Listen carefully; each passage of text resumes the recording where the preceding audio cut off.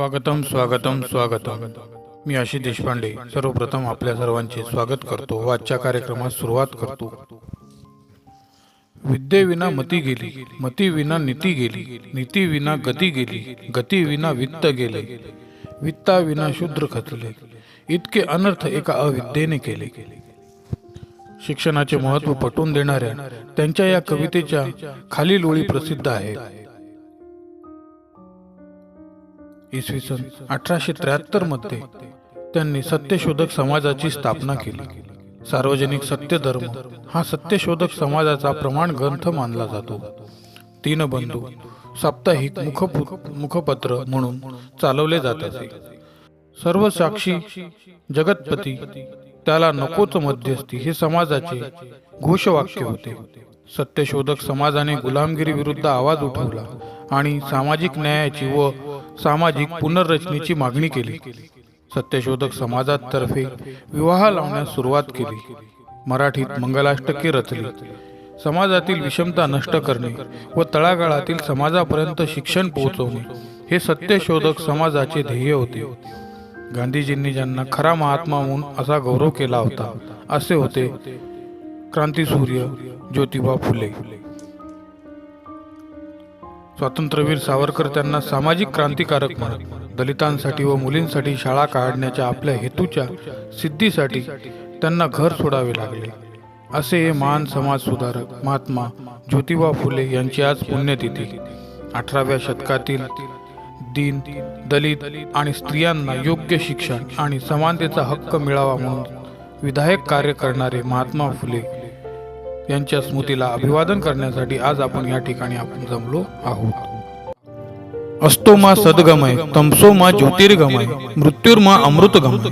वाईटाकडून चांगल्याकडे, अंधारातून प्रकाशाकडे आणि मरणशीलतेतून अमृतत्वाकडे नेणारे कुशल नेतृत्व असलेले श्री कार्यक्रमाचे अध्यक्षस्थान स्वीकारतील अशी मी त्यांना विनंती करतो. प्रवाहाच्या विरुद्ध दिशेला तेच पोहू शकतात ज्यांचे निर्धार ठाम असतात, ज्यांना कुठले तरी ध्येय गाठायचे असते. आजचे आपले प्रमुख पाहुणे हे सुद्धा स्थान स्वीकारतील अशी मी त्यांना विनंती करतो. अन्यायाचा प्रतिकार करण्यासाठी, बळ आपल्याला लाभण्यासाठी, आपल्याकडून नेहमीच सत्कार्य घडण्यासाठी ज्येष्ठांचे नेहमीच मार्गदर्शन हवे असते. म्हणून आजच्या कार्यक्रमात हे मार्गदर्शक म्हणून आपले स्थान स्वीकारतील अशी मी त्यांना विनंती करतो. महात्मा फुले नावाने प्रसिद्ध एक मराठी लेखक, विचारवंत आणि समाज सुधारक होते. त्यांनी सत्यशोधक समाजाची स्थापना केली.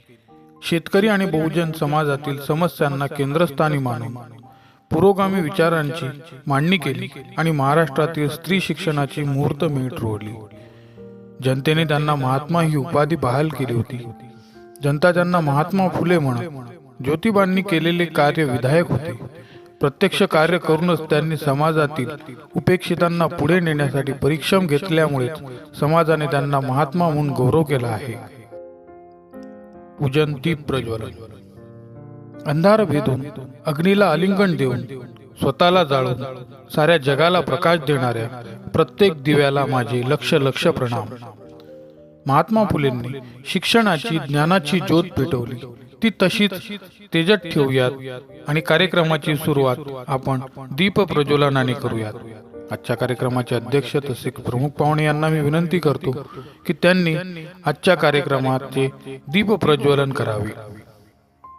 जे कोणी आपले कुटुंब, भाऊ-बहीण, सगळे सोयरे, इष्टमित्र आणि साथीदारांना आपल्यासह श्रेष्ठ मानून इतर कोणाही स्त्री पुरुषास किंवा एकंदर प्राणी माणूस पिढी जातपणे अथवा कपटाने अपवित्र किंवा नीच मानत नाही, त्यात सत्यवर्तनी असे म्हणावे. मनाच्या गाभाऱ्यात मूर्ती आपली सजली. स्वागतास खास आपुल्या वाहते ही सुमनांजली.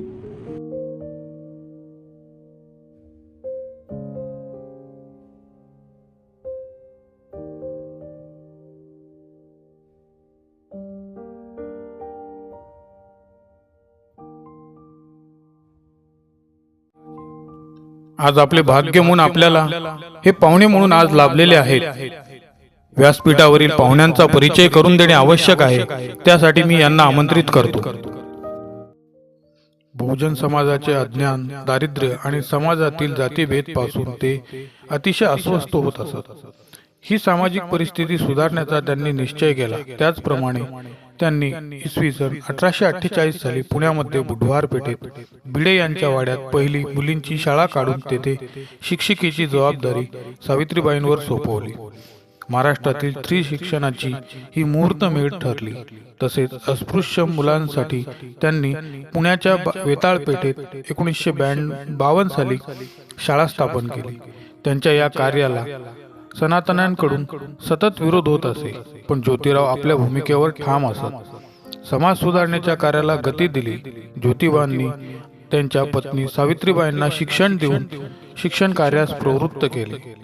शाळेच्या मुख्याध्यापकपदी आरूढ झालेली भारतातील पहिली महिला म्हणजे सावित्रीबाई फुले.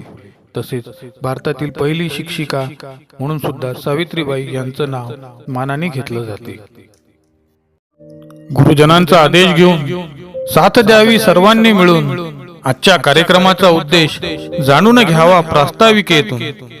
प्रगतीच्या युगात संस्कारांना स्थान, ज्ञानाच्या विश्वात शिक्षकाला मान आणि कार्यक्रमाच्या प्रारंभी व्हावे प्रास्ताविकेचे ज्ञान. प्रास्ताविकेचे ज्ञान आजच्या कार्यक्रमातील प्रास्ताविक हे सादर करतील अशी मी त्यांना विनंती करतो.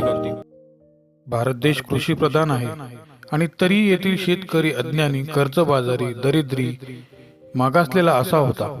यामुळे या समस्या लक्षात घेऊन शेतकऱ्यांची बाजू मांडण्यास आणि त्यांचे संघटन करण्यास महात्मा फुले यांनी सुरुवात केली. शेतकरी, शेतमजूर यांना हालाकीच्या परिस्थितीत त्यांनी शेतकऱ्यांचा आसूड या ग्रंथात वर्णन केले आहे आणि या ठिकाणी शिक्षणाशिवाय पर्याय नाही ही भूमिका परखडपणे मांडली. तसेच शेतकऱ्यांच्या मुलांना व्यावसायिक शिक्षण मिळावे, वार्षिक कृषी प्रदर्शन भरवले जावे, पाणी पुरवठ्यासाठी तलाव, विहिरी, धरणे बांधावीत, पीक संरक्षणासाठी बंदूक परवाने मिळावेत या मागण्यांचा पाठपुरावा केला. 1888 मध्ये त्यांनी ड्यूक ऑफ कॅनॉट समोर भारतीय शेतकऱ्यांच्या वेशात शेतकऱ्यांचे प्रतिनिधित्व केले. शेतकऱ्यांच्या समस्या व त्या अनुषंगाने त्यावरील पर्यायी उपाययोजनांची बाजू मांडली. क्रांती घडवून आणण्यासाठी प्रत्येकाशी संघर्ष करावा लागतो. तो बाप असो, भाऊ असो, शत्रू असो. संघर्षाशिवाय न कधी परिवर्तन घडले आहे ना कधी घडेल. डोंगर कपाऱ्यात वाढणाऱ्या गवताला गरज असते ती पाण्याची.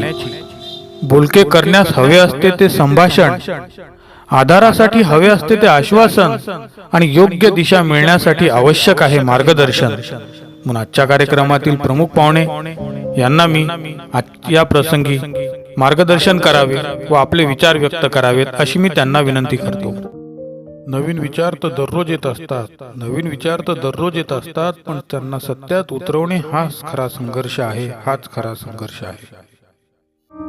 यानंतर आपल्या आजच्या कार्यक्रमातील अध्यक्ष यांना मी विनंती करतो की त्यांनी आपलं अध्यक्ष भाषण करावं व आम्हा सर्वांना मार्गदर्शन करावं. थोडा वेळ नाचल्यानंतर मोर सुद्धा निघून जातात, पण त्यांच्या नकळतही काही मोर पिसे जमिनीवर तशीच पडून राहतात.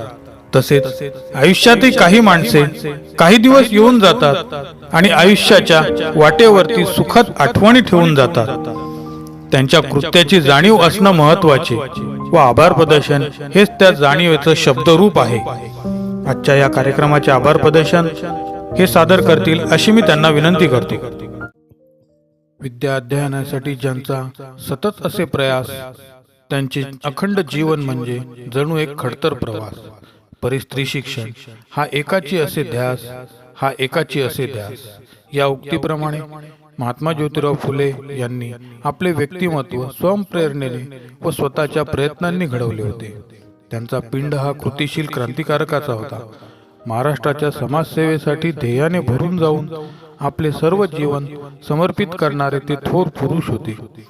आधुनिक भारताचे पहिले समाज क्रांतिकारक म्हणून त्यांना ओळखले जाते, कारण ते सामान्यातील असले तरी विचाराने व कर्तृत्वाने असामान्य होते. सामाजिक विषमतेविरुद्ध ज्योतिबांनी बंड पुकारले. शिक्षण आणि समता या दोन शब्दात त्यांच्या कार्याचा यथोचित वर्णन करता येईल. महाराष्ट्रातील सर्वसामान्यांसाठी दिवस रात्र झटणारे एक सेवक होते म्हणून त्यांना शतशः नमन करून आजच्या कार्यक्रमाची सांगता करूया. धन्यवाद.